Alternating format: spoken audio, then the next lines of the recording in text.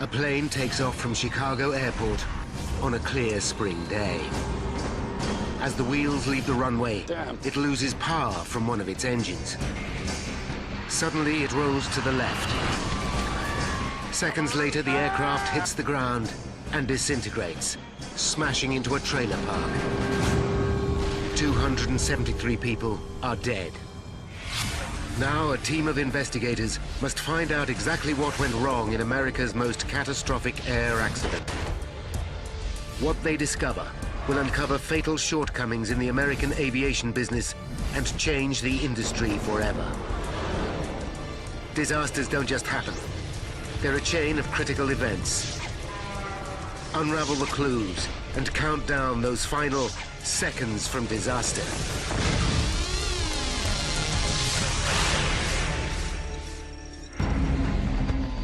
This man has just witnessed a plane crash. On board is the woman he loves.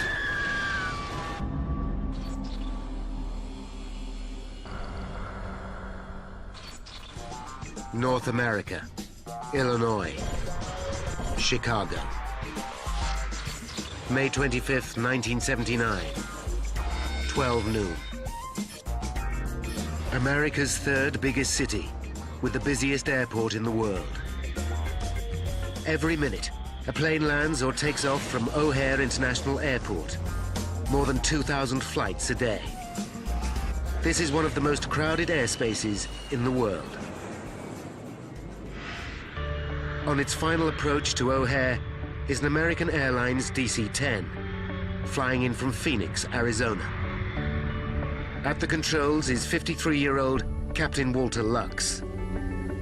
Walter has worked for American Airlines for 29 years and completed over 22,000 flying hours. Welcome to Chicago, ladies and gentlemen. Thank you for flying American Airlines. It's 1:30 p.m. and Walter prepares to go off duty when a fellow pilot approaches him. The colleague has to attend a family function and asks Walter whether he'll swap shifts and take Flight 191 to Los Angeles that afternoon.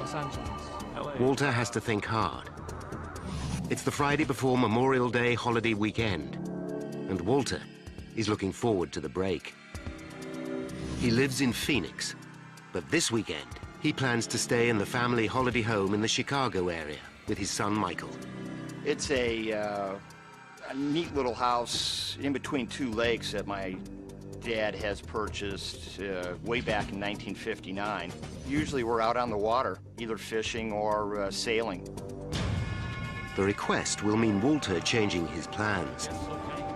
But he also knows he can call for a return favor in the future. Okay, I'll see you soon. Back we go again, huh? Let's go.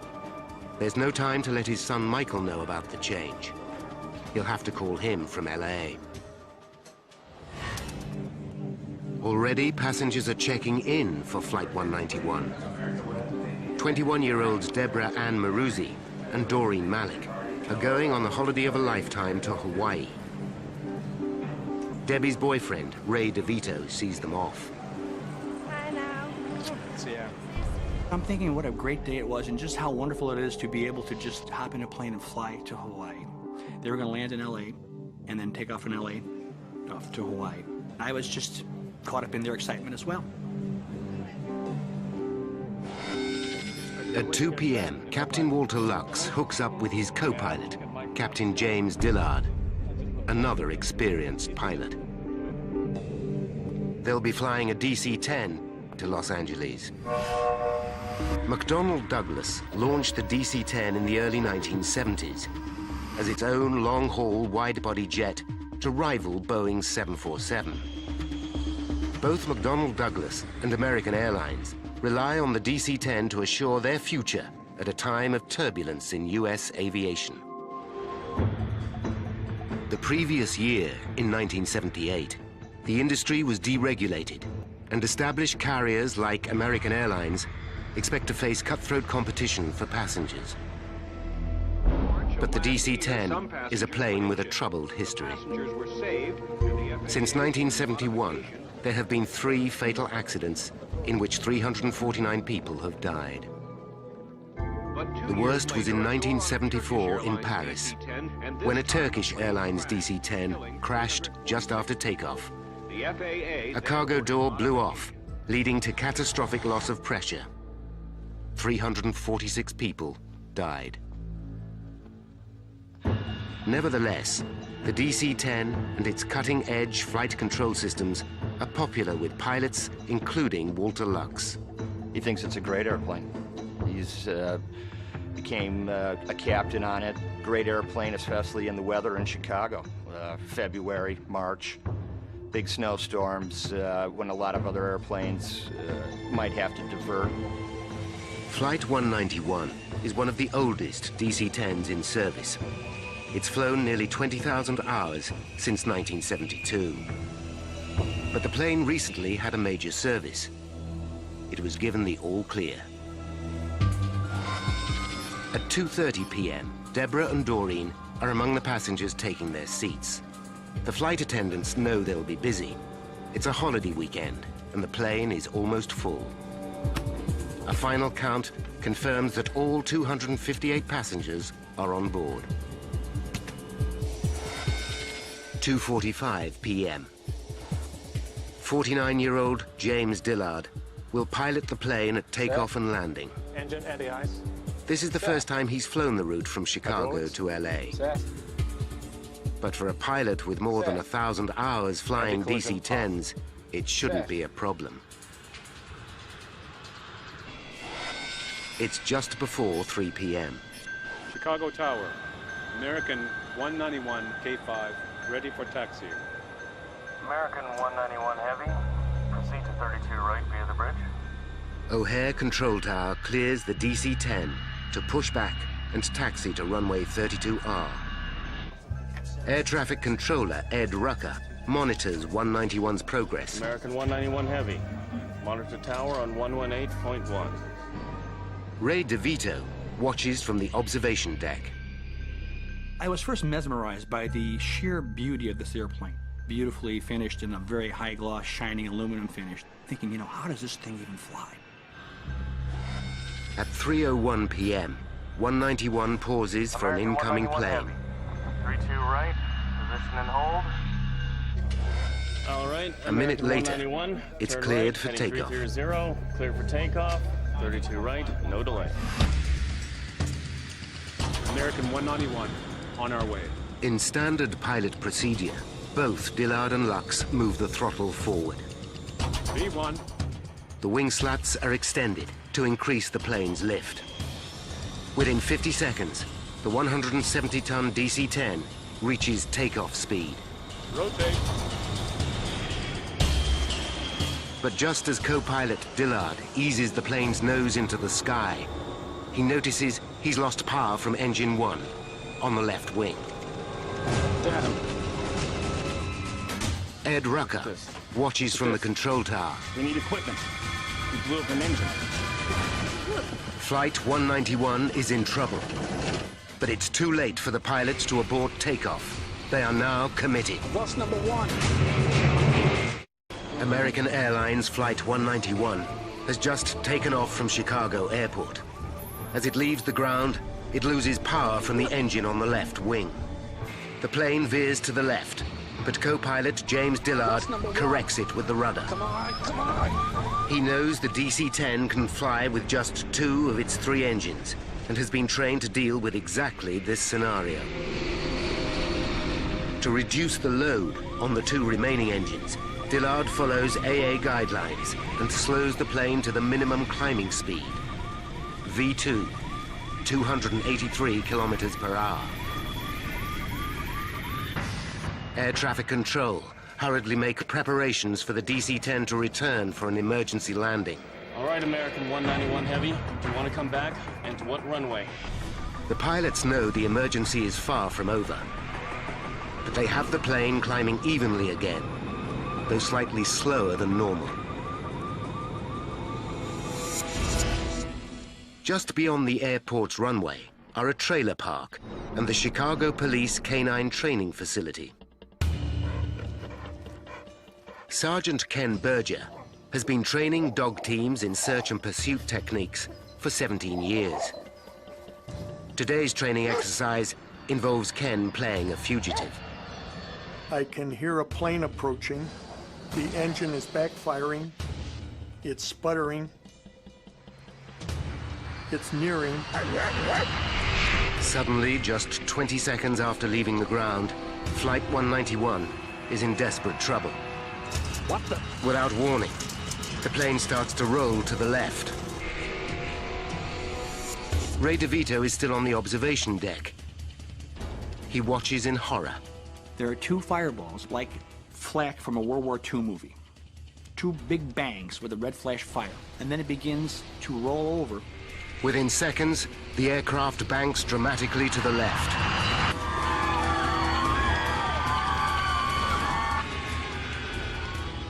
Ken Berger and his colleagues see the plane in trouble. As I break through the trees, the other officers in the training group are running. The DC-10 heads directly for the trailer park, home to hundreds of people. Ray DeVito runs in panic through the airport. Pilots Lux and Dillard fight to level the aircraft. But the plane does not respond. The nose drops below the horizon. He's not talking to me. In air traffic control, Ed Rucker can do nothing but watch as the nightmare unfolds before him.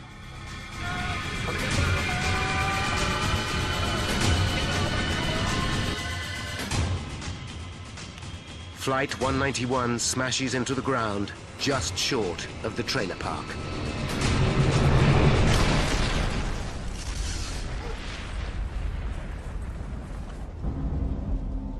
It sends a fireball 100 feet in the air, thick black smoke, and I can feel the heat. 5 kilometers away in the airport terminal, Ray DeVito is aware of the crash. I streak down the stairs, and as I'm doing so, I can hear the explosion, the faint rumble on the ground as the plane exploded. In the impact, debris smashes into mobile homes. As he emerges from the terminal, Ray DeVito senses the seriousness of the crash. I run out of the terminal, into the street, and now I see the huge smoke cloud. Berger and his fellow officers are enveloped in thick black smoke. There's fire, ground fire, a very acrid smell in the air of burning fuel, of burning flesh. Ray DeVito finds his way onto the airport tarmac and sprints towards the crash site along an active runway. I'm thinking as I'm running, dear God, let her be safe, let the aircraft be safe, let this not be as bad as it looks. Could Deborah, or anyone on board Flight 191, survive such an horrific crash? American Airlines Flight 191 crashes. Just 31 seconds after taking off from Chicago's International Airport. 271 people are on board. Ray DeVito races to the scene to find out if his loved one is among the survivors. 3:15 p.m. Just 11 minutes after the crash, the first firefighters arrive. Among them is paramedic John Heavey. There was a haze in the air, and the one thing I distinctly remember was the absolute, utter silence. No sounds, nothing whatsoever. As the emergency services begin to search for survivors, local news crews also arrive. Ray DeVito has run 5 kilometers to reach the crash site. When I arrive at the crash site, I see pieces of airplane strewn about. I assumed I'm not at the proper site because there's not enough pieces of plane or things here for me to recognize. By now, the emergency services realize their task is hopeless. John Heavey and his team confront the horror of the scene. There were parts of We didn't know what they were until we got closer. They were just parts and chunks of people that were soaked in jet fuel that were burning. The twisted wreckage of 191 lies scattered for hundreds of meters. Debris has smashed into the trailer park, destroying 5 homes. 2 more people are dead. Even seasoned professionals are overwhelmed by the scene. It's something you can never forget. And the hopelessness that you can't help anybody. You can just stare in disbelief that in a second, all this could happen. There are no injured on the ground. Everybody has parachutes. News of the devastating crash flashes across the nation. Started to climb. He kept on climbing a little bit. As soon as it collapsed and it hit the ground, the spark set off the jet fuel, and this whole place was nothing but a sheet of flame.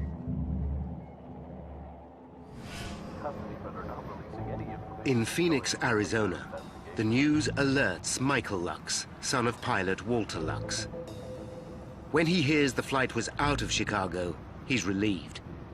He knows it cannot be his father. I knew my father had flown the trip from Phoenix to Chicago, so I thought, oh, thank God he flew that trip home, so it's not him. At the crash site, Ray DeVito finally accepts the inevitable. His girlfriend, Deborah, is dead.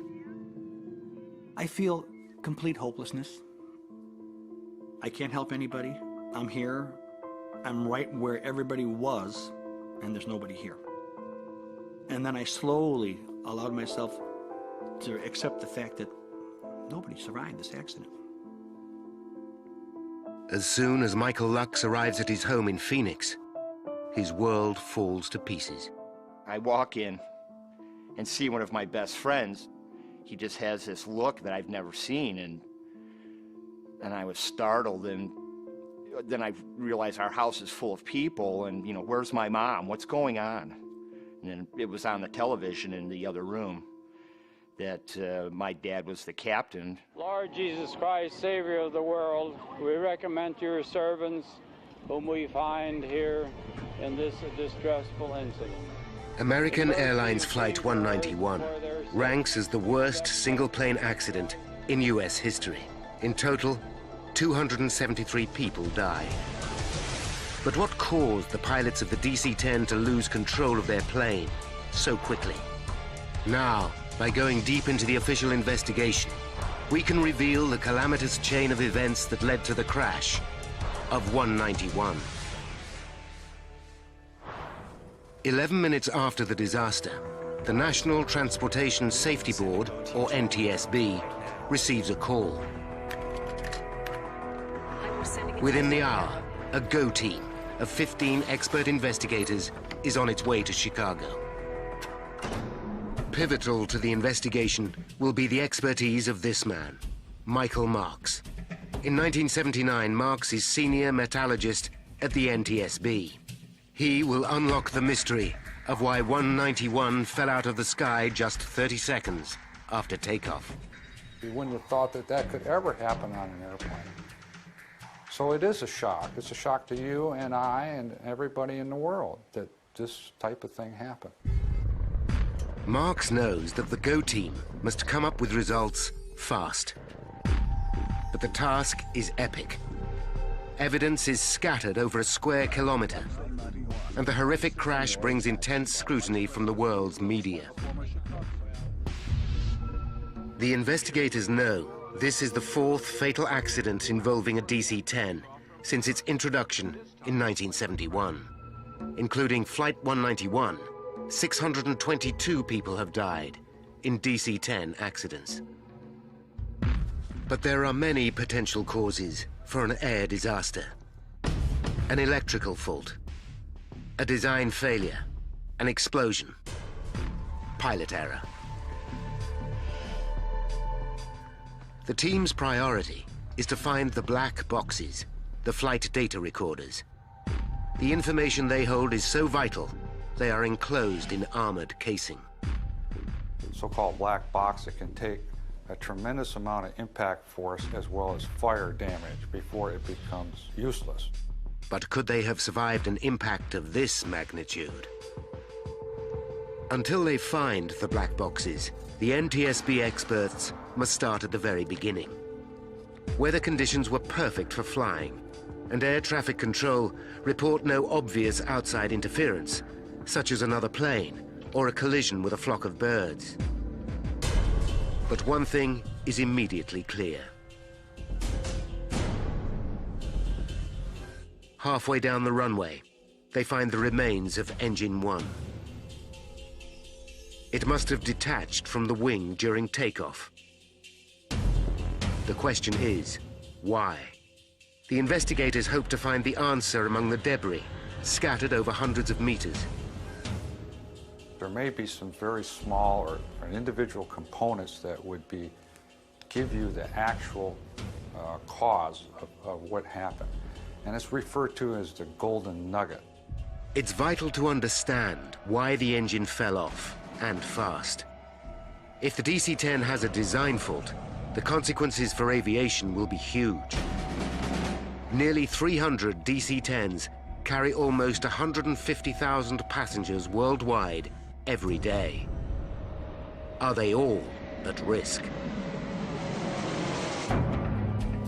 The pressing question is, did the loss of the engine alone cause the crash? Or was it part of a catastrophic sequence of events? They hope that the answers will be stored in the black boxes, but to their frustration, they still have not been found. And the team struggles to identify anything meaningful amongst the wreckage.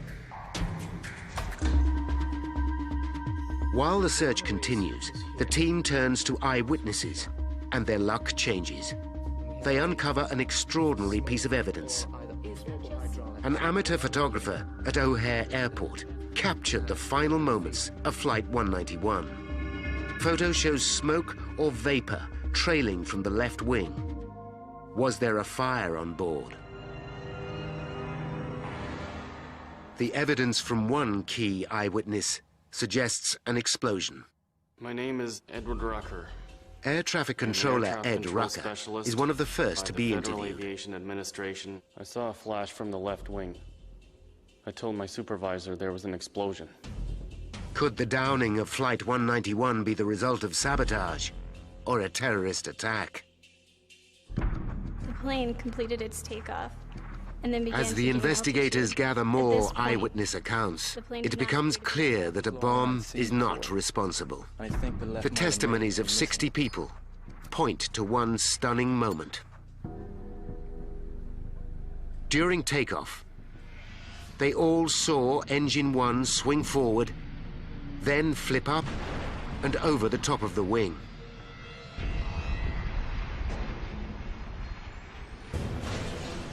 It's a shocking revelation that points towards structural failure. If true, it could potentially affect every DC-10 in the air.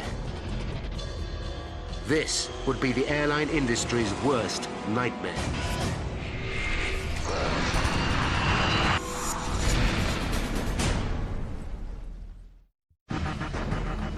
A team of experts from the National Transportation Safety Board investigates America's worst single-plane accident.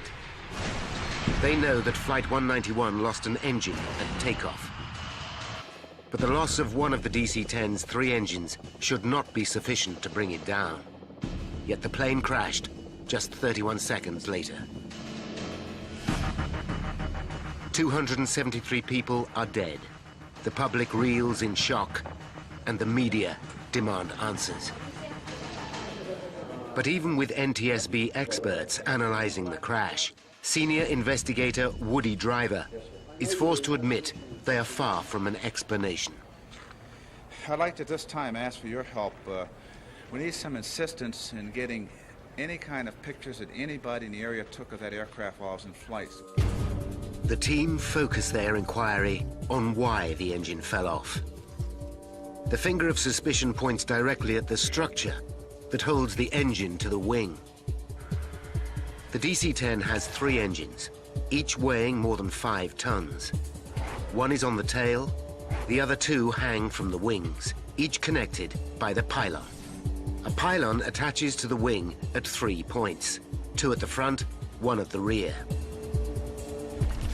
It has dozens of components, and every one could have shattered in the final impact. The team aimed to recover every piece of the structure that attached Engine 1 to the left wing. They comb the debris field. With help from local police, the parts are taken to a hangar at O'Hare Airport. There, NTSB experts painstakingly piece together and minutely examine every fragment. With every part, the question is, was this damaged in the crash, or was it faulty before the crash? Then comes the breakthrough they're waiting for. A policeman discovers the 2 black boxes. Hey guys! But the digital flight data recorder is badly battered. This records the status of all the aircraft's instruments prior to the crash. Crucial technical data may be lost. The second box, the cockpit voice recorder, records what the pilots say during the final critical moments. This is in better condition and seems more promising. Both recorders are immediately flown to NTSB headquarters in Washington, D.C. for analysis. 191 at K5, ready for taxiing. The team inspects the cockpit voice recording first and listens to the dialogue between the pilots and air traffic control. On our way. What they hear is routine until 1 second before takeoff. Rotate. When suddenly co-pilot Dillard utters a single word. Damn! Then the tape goes silent.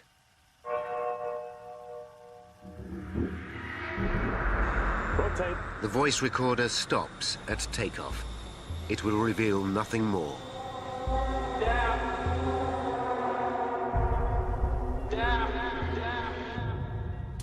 The team now turn to the damaged data recorder. The armored casing survived the crash, but the digital tape inside is torn. Technicians spliced the shredded tape together and managed to salvage almost all the data. Only a few seconds are lost. The data recorder continued to function until the final moment before impact. The printouts reveal a disturbing picture. Even with the loss of Engine 1 from the left wing, co-pilot Dillard is able to stabilize the plane. Following standard procedure, he reduces airspeed, but for some mysterious reason, the plane starts to roll suddenly to the left. The investigators search the data recorder for the settings of the ailerons and slats on the left wing. These allow the pilot to control the aircraft. But this crucial data seems to be missing. Even though the data recorder continues working, it stops recording this information at exactly the same moment the voice recorder cuts out. The question is, why? It's now 48 hours since the crash. In Chicago, the team examining the wreckage makes a significant find. After close scrutiny of the pylon assembly that holds the engine to the wing, investigators discover what they believe to be probable cause for the engine falling off. A fractured bolt. It's a much-needed breakthrough, and the team hastily organizes a press conference.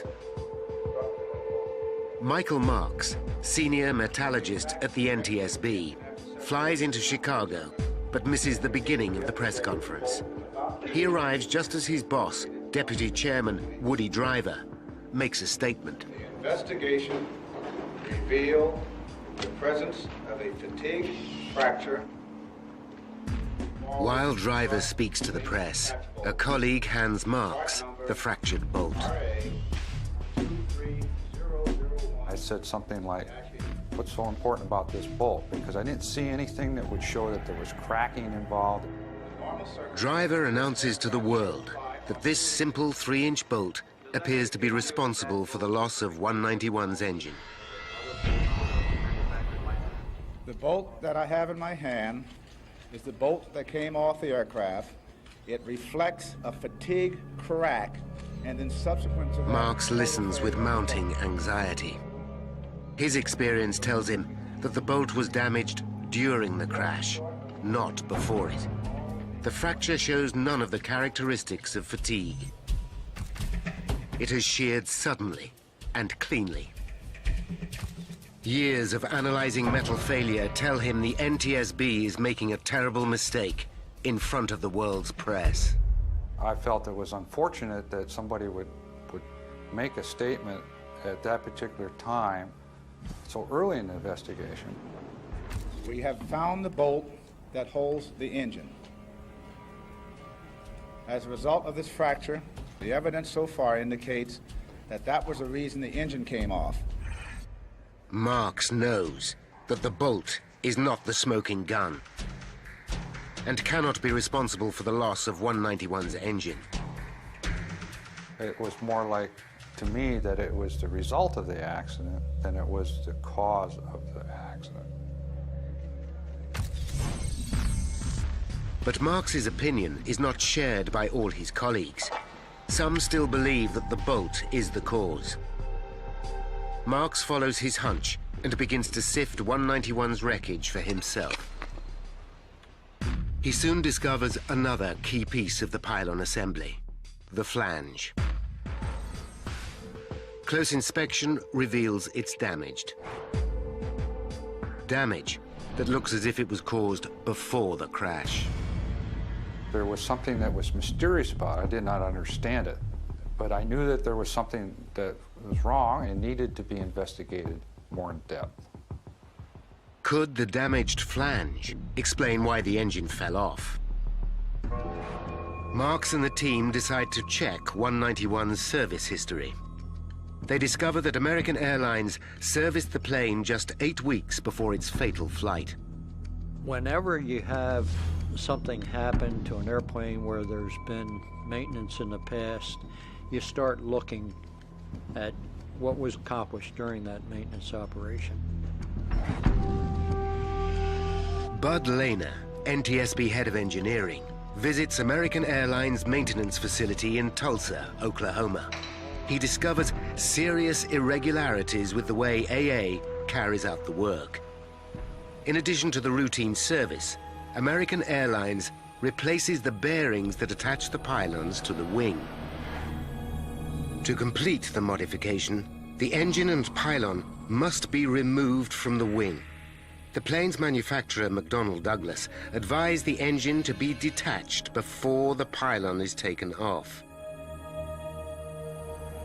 But American airline engineers have developed a shortcut of removing the engine and pylon as one whole unit, using nothing more sophisticated than a forklift truck. This procedure saves 200 man-hours and thousands of dollars for each of American Airlines' 40 DC-10s. The airlines, of course, are interested in doing it the quickest and cheapest way possible. Lowering 6 tons of metal is a delicate procedure.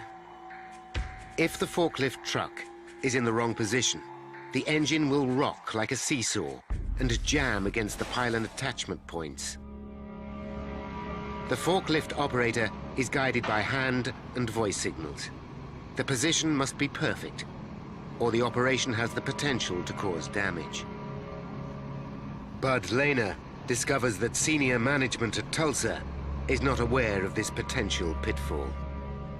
We were a little bit surprised that somebody hadn't observed this operation and thought beforehand that there's a possibility that this is going to cause some damage that could be catastrophic. The team also discover that the modification to 191 did not run smoothly. Engineers started to disconnect the engine and pylon from 191's wing, but changed shift at a crucial moment in the procedure. During the handover, the engine and pylon were left supported by the forklift truck. When work resumed, the pylon was jammed against the wing mounts. The forklift was not carrying the load evenly and had to be repositioned before the pylon could be released. Bud Lehner calls Michael Marks at the NTSB labs with the news. it just like a light bulb went off. And it just all came to me. And so I said, but not only do I think it could have been caused by something striking it, I can prove it. The flange is on a bulkhead, bolted to a clevis. When the bolt is removed to detach the pylon, the flange can move up against the clevis. Marks looks at the flange again. It's not just cracked, it's also bent, exactly matching the curve of the clevis. Since the flange can only come into contact with the clevis when the bolt is removed, the crack must have been caused during the removal of the engine and pylon for maintenance. Finally, Marks knows why the engine broke away from the wing. He's also uncovered shortcomings in the way the DC-10 is serviced by American Airlines. But Marks is aware that DC-10s are able to fly with just 2 engines. Airplanes don't crash just because an engine comes off. We've had other engines that have come off and flown away and landed, and nobody gets hurt. There had to be other reasons why this particular accident happened. The spotlight turns to the pilots. Was pilot error responsible for the crash of 191?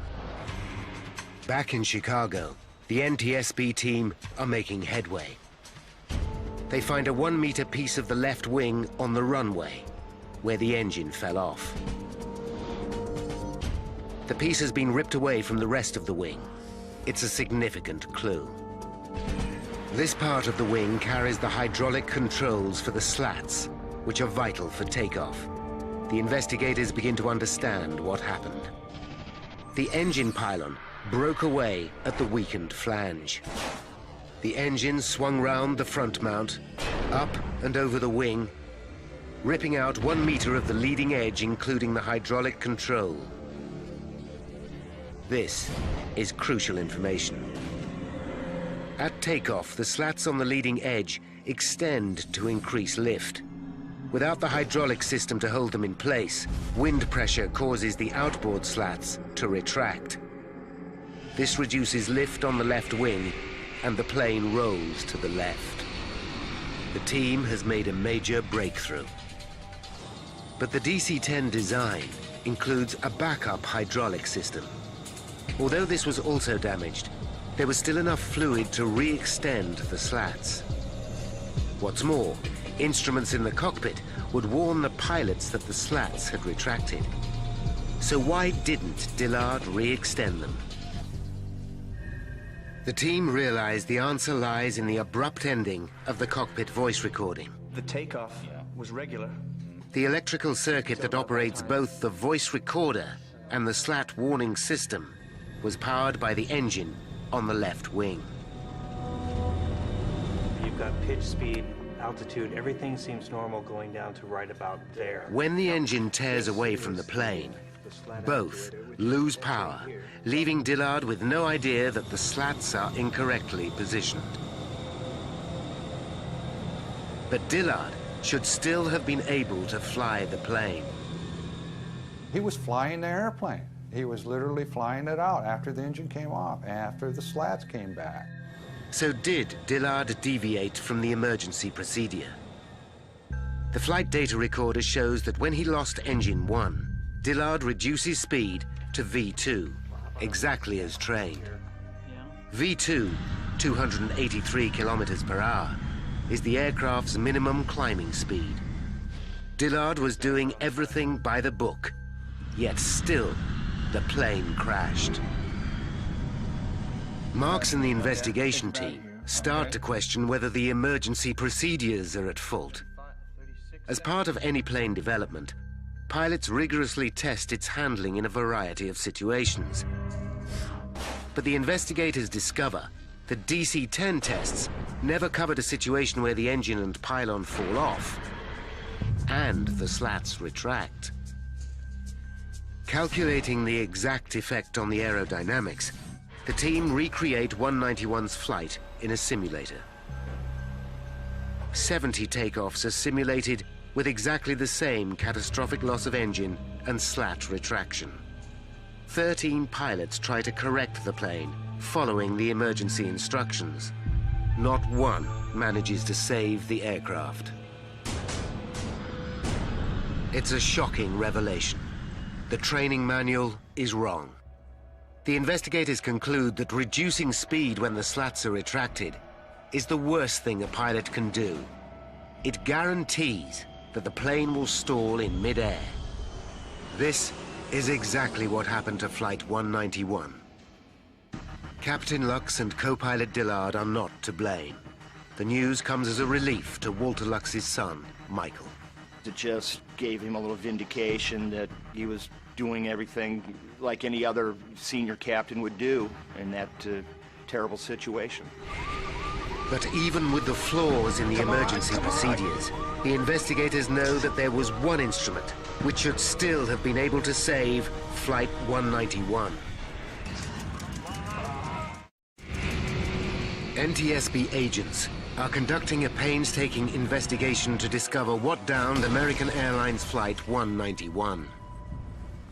They know that in unique circumstances, the pilots unwittingly stalled the aircraft. But the team need to resolve the last mystery. There is one final safety device which should have saved the stricken plane. When a DC-10 is about to stall, it makes a distinctive dual warning. The first is the stick shaker, which causes the pilot's yoke to vibrate. In addition, a light flashes. This combined warning alerts the pilot to increase speed immediately. What the? But on 191, only Captain Lux had a stick shaker, and it wasn't working. This also lost power when the hydraulic system was ripped from the left wing. There is a backup power supply that reactivates the stick shaker, but to turn it on during takeoff is impossible, because the pilots are belted to their seats. This simple power switch proves to be the final nail in the coffin for the 271 people on board 191. Now, by rewinding the events of that fateful day, and by following the evidence uncovered during the investigation, we can finally reveal how Flight 191 crashed. 5 minutes to disaster. 191 taxis to runway 32R at Chicago O'Hare Airport, ready for takeoff. American 191 on our way. The fatal flaw that will down the flight starts 8 weeks earlier, when the DC-10 undergoes maintenance. As the engine and bulkhead are detached, a flange cracks. Every time the DC-10 takes off and lands over the next 8 weeks, the crack gets worse. 1 minute and 19 seconds to disaster. 191 starts its takeoff roll.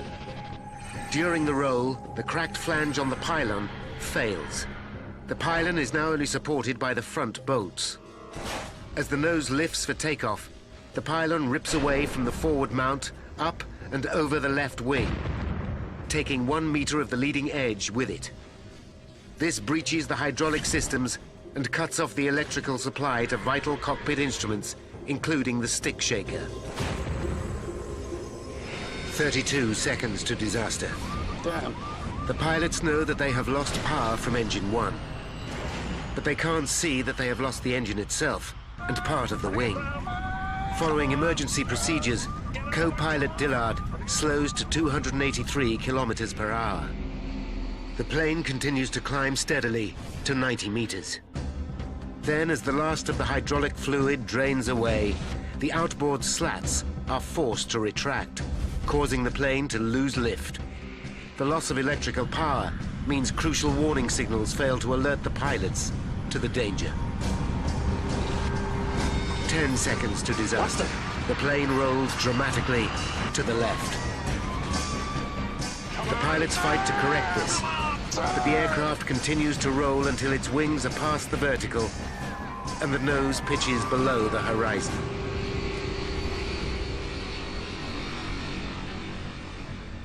At 4 minutes past 3 and 5 seconds, 191's left wingtip hits the ground and the aircraft explodes. nobody on the plane survives. 273 people are dead. The catastrophe is still America's worst single-plane accident. Trying to speed the maintenance process up and save a couple dollars has cost these people, my dad and 272 other people, their lives in a horrific airplane disaster. After the investigation, the NTSB recommends fundamental improvements in the aviation industry. The US government orders a change in maintenance procedures. McDonnell Douglas redesigned the DC-10. Airlines installed stick shakers for both pilot and co-pilot. Pilots are no longer required to reduce speed to V2 after the loss of an engine. But nothing will bring back the victims of Flight 191. It was a life-changing event. Debbie and I were dating for a year and a half, a little more. You never think that you're going to lose somebody through an air crash. The US government fines American Airlines just $500,000 for improper maintenance procedures. But the insurance settlement for the replacement value of 191 gives American Airlines $25 million more than they paid for it. McDonnell Douglas shares fall more than 20% after the crash of 191. Eventually, the company is taken over by its rival, Boeing.